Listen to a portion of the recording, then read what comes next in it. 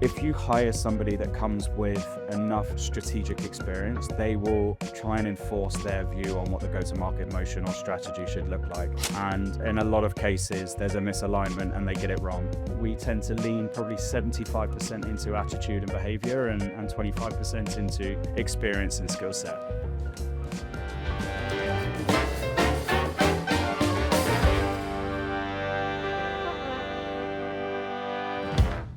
Welcome to Human First, the go-to-market hiring show. I'm your host, Danielle Parker, head of marketing at Captivate Talent. There is one hire more than any other that determines whether a B2B company makes it to its next round or doesn't. The first revenue-generating hire. Get it right and you have someone who builds the motion, closes the deals, and earns the credibility that will unlock your Series A. Get it wrong, and you've quietly burned 6 to 12 months of runway before you even know it. The question is, most founders don't come from a sales background. And how do they know what they're actually looking for? My guest today has sat inside the talent function at two major European VC firms, and he's seen this across hundreds of companies. He has very strong opinions about what good looks like at that stage, and equally strong opinions about the mistakes founders keep making. Welcome, Ben. Thank you so much for joining us today. I'm so excited you're here. Bummed we couldn't do it in person in London, but virtual is the next best thing. So we're going to jump right into the questions. I'm really excited for your perspective on this topic, which I think is so relevant to every founder in early stage. So you've seen the first revenue generating hire play out across, I don't know, let's say hundreds of early stage companies. And before we get into what good looks like, because that'll be important, set the scene on what bad actually costs. Like how catastrophic is getting this wrong when you hire your first AE? Yeah, absolutely. I mean, I guess once a founder makes a decision on hiring that first person, they like to think that they're pretty set, right? So if somebody comes in and either is misaligned with the strategy or the vision that the founder has, or they execute it badly, thinking of a ramp period and then underperformance, it can be catastrophic. You know, the way we look at success in VC is a portfolio company meeting the next funding round successfully. That is an objective that I take, and a lot of the time when ramping up a go-to-market hire and underperformance, it can really set them back on that objective. So massive time cost, massive monetary cost, of course. So yeah, it's critical, and it's an area that I lean into a lot.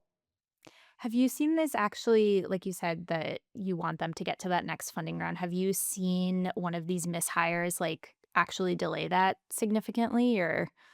Yes, a fair amount. So there's been, I think, maybe two or three cases whereby the first general manager or country manager hire, and typically when thinking about founder-led sales to team, which in some cases this is, we help companies hire first on the ground in a new country, and that was a strategy of mine at Octopus Ventures to sort of help companies come into to the UK specifically. If you hire somebody that comes with enough strategic experience, they will sort of try and enforce their view on what the go-to-market motion or strategy should look like. And in a lot of cases, there's a misalignment and they get it wrong. So that has led to companies having huge setbacks or even down rounds at the next round. So pretty critical. Yeah, I would say so. We see that too. So speaking of, the ideal hire, you've spoken about like the specific archetype, like of the founding AE. And it's not really the scaled enterprise seller. It's not someone who's been handed a territory in a playbook. But what is the founding AE in your opinion, in your own words? And why is it so important at seed stage to look for this kind of person?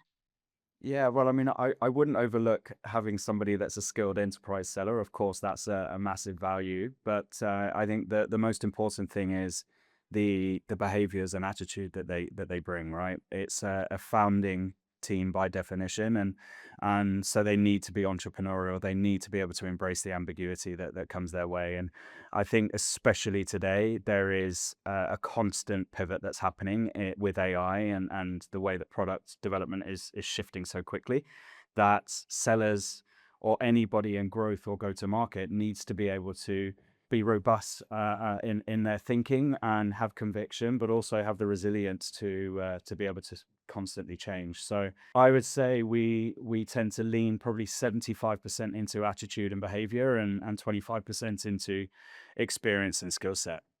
So that's is pretty big delta there.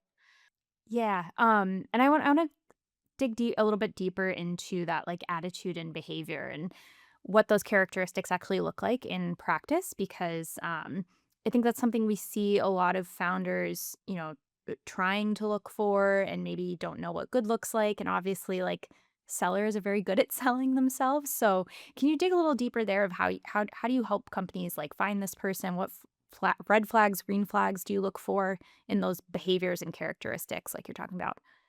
Yeah, of course. So when thinking about talent acquisition and the go to market, of course, there's signals that shows a candidate is interested in those early stages and is a good fit for them. We in recruitment look at the companies that have done it well and the crucial team members that drove that revenue growth in those early stages, and we look for repeat instances of that. So of course those signals inform how and who we go after.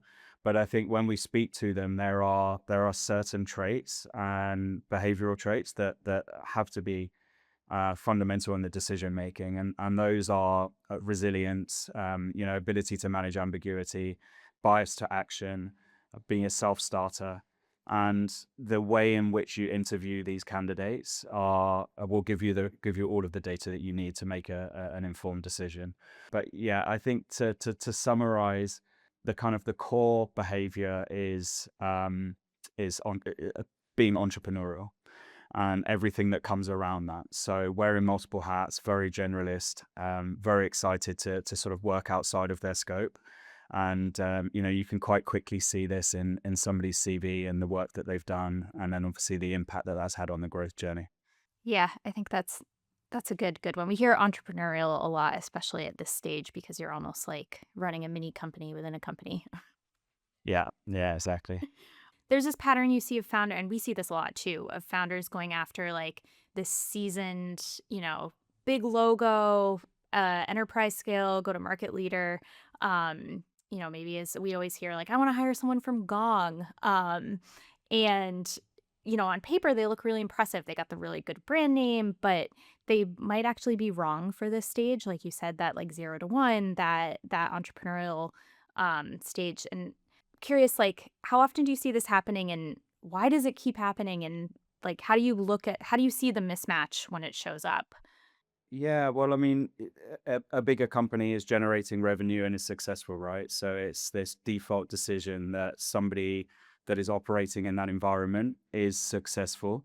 And I think they overlook that there's a fit component to the actual operational nature of a business in early stage versus growth stage. At growth stage, you can hide, right? You subscribe to somebody's playbook, somebody's go-to-market strategy, the territory in which you're operating in, and then you become a good operator. You become a tactical operator, and you can be very successful. I think in early stage there is a huge difference in how much accountability you have and how mature you need to be in navigating relationships with a founding team.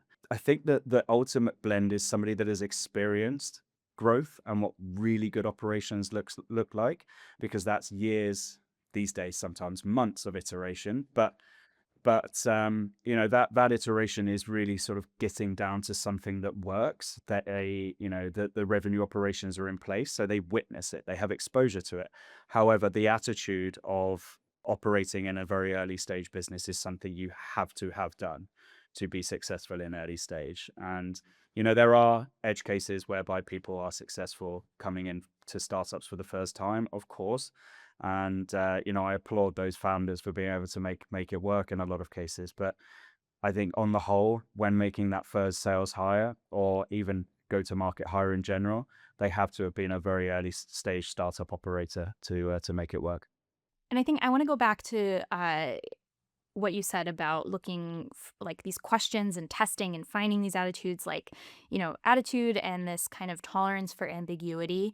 and being an entrepreneur are what you're really hiring for, right? How do you actually test for those things in an interview? I know you have the CV, you see the experience, you've seen that they've probably been successful in this stage already, but what questions or situations reveal someone who like genuinely loves that 0 to 1 phase and thrives in it? Um, or someone who's just, interviewing well. Yeah, exactly. You know what? One thing I see a lot with founders is they just take what a seller says to them at face value, and Yeah. you know, We call there's that always happy a ears. exactly, yeah, and you know, and that's why I think they default to companies that are supposedly doing things correctly, i.e., later stage, and the reality is, you know, what did they actually do and how did they do it? The accountability that they took on, how they grew and became more generalist, i.e., entrepreneurial, and how they went about doing that, i.e., navigating the relationships in doing so, the disagree and commit sort of mentality. Core questions always have to be behavioral. You know, situations that they had to navigate. You know, what were those situations and how did they go about it? How did they resolve certain situations? And that a lot of the time is conflict with a founder in this early hire. There's going to be discrepancies between how a founder sees a go-to-market strategy versus an early sales hire. The reality is that early sales hire is the person that is taking the baton, but it is high friction early on, and it's navigating those scenarios that will allow them to collaborate towards the right decision, or at least pivot fast. So yeah, very much behavioral questions. Look for evidence in the answers that you get, you know, what they actually owned. As I said earlier, you can really hide in big businesses, and you can be lucky in where you fall in that business, whereby the results actually overlook the competence of that person. And so yeah, really sort of look for the conviction they had, the evidence in results, the way they grew, and the accountability they took on, and that will give you some confidence that they've done it. And then one thing that's a real sort of pet peeve of mine is that founders don't follow up with good referencing, because once you get to the bottom of how they actually operate human to human, you can validate that quite easily in a reference. And don't be afraid to back channel references in some cases. Yeah, we see that a lot too, that the taking it at face value and maybe not checking out the references as deeply as they should have, like, oh, it'll be fine. And then you find out like a month in that like, ooh, this there actually was a problem with accountability or with the experience that they said they had. And then it's just a mess. Yeah, yeah, exactly. So we see this too, where we have candidates that we work with that they get to a certain stage of growth and they're like, all right, I'm ready. I like this is too much of a well-oiled machine. I'm ready to get back in like the early stage, and I want to go into that founding style role again. How do you find those people? Like, what do you look for when you're advising your portfolio companies? Yeah, so I mean, this is a huge one. I mean, stage specificity in organizational design is huge in general. There are people that are better suited to early stage. There are people that are better suited to later stage. The difference is really the politics and the bureaucracy that starts to come in. Typically, we see the political landscape in a company change quite early on, around about 30 people, but then really heavy red tape or bureaucracy, or sometimes boredom in people starts to kick in the more growth stages, so sort of series B and C. And this is where they just sort of stay quite narrow in their lane, and they get bored in that and want to go back into something where they can kind of choose their path, i.e., take responsibility of ownership. You know, that is a typical human psychology. It's Do you like being told what to do, or do you like sort of telling people what to do and taking risks? So when I build talent networks, especially in go to market, that it is the fundamental thing of, are they early stage or late stage? And you know, we've got pretty good at understanding you know, what makes a good early stage operator, given we invest typically at early stage, and who can typically play the game in sort of growing themselves within a larger organization, whereby the relationships they build and how they navigate those are some of the most critical things. I want to dig a little deeper into like the relationship building because we've talked about that a couple of times, like relationships with the founding team when there's friction, probably relations with like we see this between like sales and marketing all the time, relations with customer success. So what do you look for there? How do you advise founders on those building or I guess like looking for candidates who are good at building those relationships or even like navigating some of that friction that is inevitable? There's going to be some friction when you hire this like great salesperson that's early stage and maybe they want to do something different than the founder. So yeah, I'm a little curious more on your thoughts there. Yeah, definitely. Well, and in early stage, what the word I tend to use is exposure. In early stage, you have exposure from the outset. It is this person can determine the success of the business. It's there, it's visible. As the business gets bigger, that exposure changes. And so, what typically happens with successful AEs or very senior AEs up into sales leadership or any go to market leadership is that your exposure about what you're supposedly adding to the business has to continue to improve. It's almost a likability factor, and that creates trust. A lot of in go to market that is very much results based, so it's different to a lot of other functions in a business. But on the whole, there's I tend to look for the amount of exposure somebody can create to senior leadership. So how much trust do they have in the wider executive team? How do they better executives or leadership in other business functions? And that's the added value that they have to a growing startup or scale up, especially ones that are growing very quickly, because it demonstrates that they think outside of the box and they think more holistically across the business and how much value they add. Or in that go to market feedback loop, they're constantly thinking of ways to improve that and add value, which in a way is entrepreneurial. The business is one machine that's moving. It's not just one function and one job. So Yeah, I like that framing a lot, that it is a machine that's like moving and you kind of have to adapt to which like part you need to be for lack of a better term. So I want to talk a little bit about Cherry. I know you're a little new there. What is it, like 4 months now? 5 months? about 2.5 months, yeah, 2 months. maybe Wow. coming up to three. Yeah. Yeah, that's so exciting. And we spoke about this a little bit before on, the graduation rate from seed to series A. I'd love to know your thoughts about what that tells us at a larger scale about the relationship between, go to market hiring quality and fundraising outcomes. Is hitting those kind of commercial targets the primary driver, and what role this first hire really plays in that? It's absolutely fundamental. I mean, of course, founder-led sales is very crucial, right? From seed to Series A. There's no overlooking that. And one thing we do very very well is pick great founding teams. Now, the makeup of those founding teams has to have a large commercial element. So we do lean in quite a lot into that. Sometimes, especially with AI, it's even pre-product. But when we start thinking about go-to-market and sort of commercial strategy, we think about the capability in the founding team to start with, and then we look at the early hires that they've made. And there is a direct correlation between companies that are graduating with massive valuation increases, and especially from big VCs that do a lot of due diligence in this space. The correlation between that success and the early sales hires is pretty obvious. They do it well, and one thing that they do well is they have carved out a fairly narrow, targeted go-to-market in that stage, and then have found the right operator for it. And they sort of narrow that down into what type of motion that person has typically sold, what sort of area of the market they've sold, what region. They've been quite targeted in the specific sort of area that the person has sold into, but have found somebody that is effectively operating as a founder, and as an extension to that executive team. And that is nearly in every case.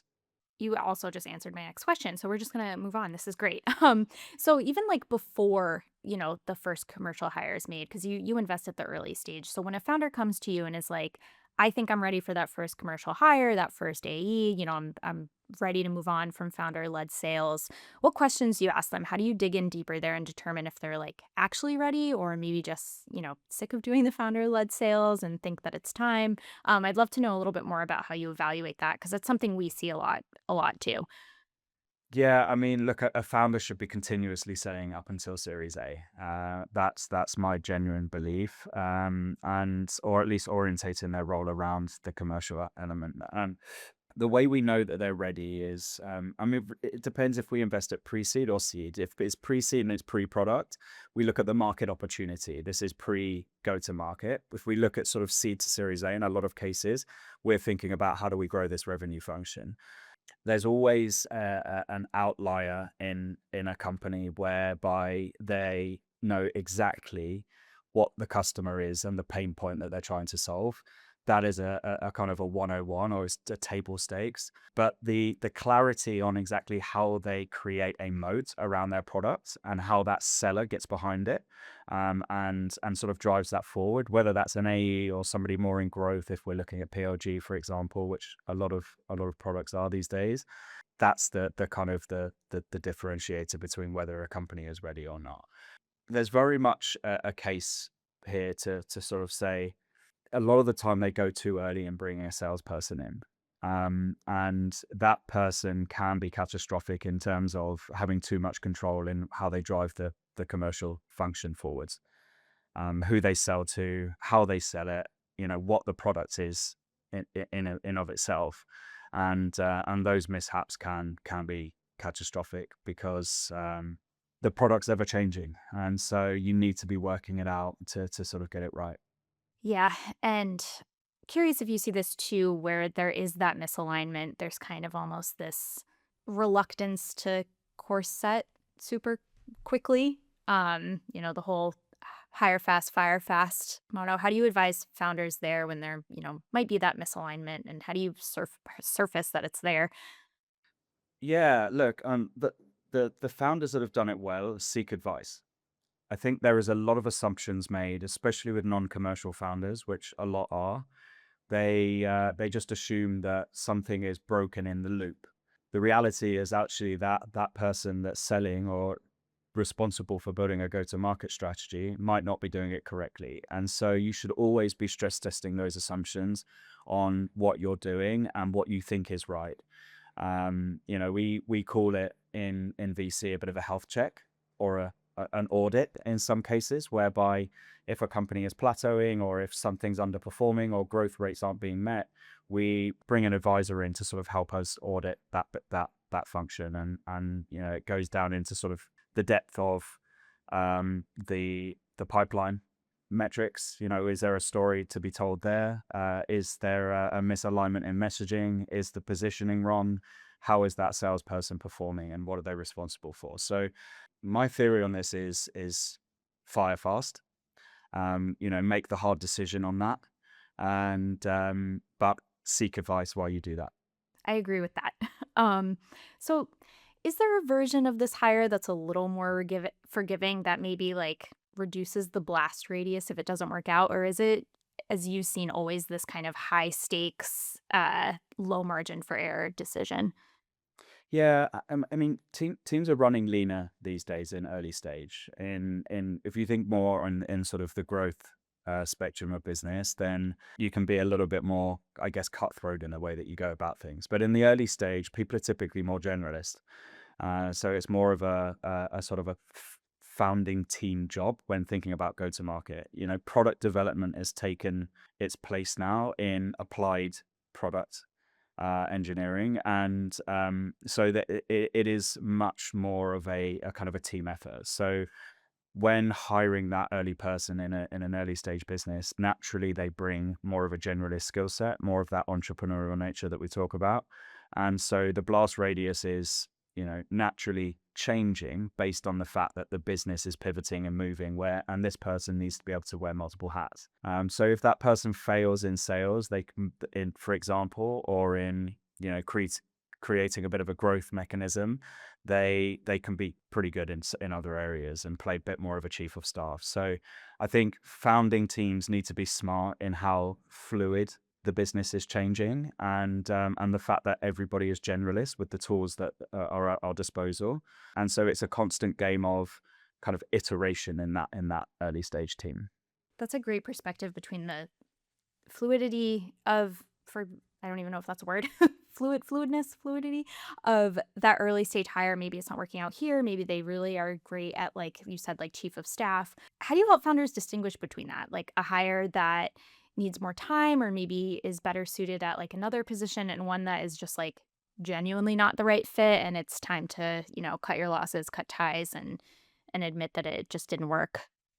Yeah, I mean, look, the valuations of a lot of businesses are big, and growing revenue into that is hard. So there are hard metrics and KPIs in place for people to meet, right? So if you're hiring a first sales hire, or even a first sort of growth or marketing hire, there are hard targets there, and of course you should be able to track towards that. This comes back down to, how do you truly track performance in go to market? And if you're a founder that doesn't know that, speak to an advisor or a sales leader that's been there and done that in those early stages before, for tips and tricks on how to assess it. Because you never truly know early on if it's the product, how you're selling it, how you're servicing customers, and whether the messaging or positioning or the fact the market is changing continuously, that you don't have a moat or defensibility anymore. And so it is really a game of, look at the whole machine, not just that particular hire, to make your decision on whether or not they're performing. And so, although I said fire fast, I think fire fast if you are high conviction in your go to market strategy. But if you're not, or you're very early, seek advice fast and stress test assumptions. Constantly look outwards, and then that will kind of help form a decision on whether or not that person is performing. But there is so much value add on top of just the numbers that people meet in early stage. And so, what else do they bring to the table? And that's going back to, the theme of this conversation and that entrepreneurial mindset. Like that is what those early stage hires that really thrive are so good at. Like you said, like they want to examine the whole puzzle and see what's not working and not just say, well, it's the product, or like maybe it's this positioning or this ICP. And they almost act like little like Sherlock Holmeses trying to figure it out. And they genuinely love that. So, how much of this comes down to the founder themselves? Their ability to coach and create these conditions, and even, see the different pieces of the puzzle, or maybe even sometimes get out of the way. um, and is there a version of this where the hire was, actually probably good, but the environment didn't really set them up to succeed? Yeah, I mean, look, I mean, founder-led sales, even in the first hire coming in, it's still very much founder-led sales. You're not handing over the reins. You're bringing somebody in to supplement and scale that bandwidth needed.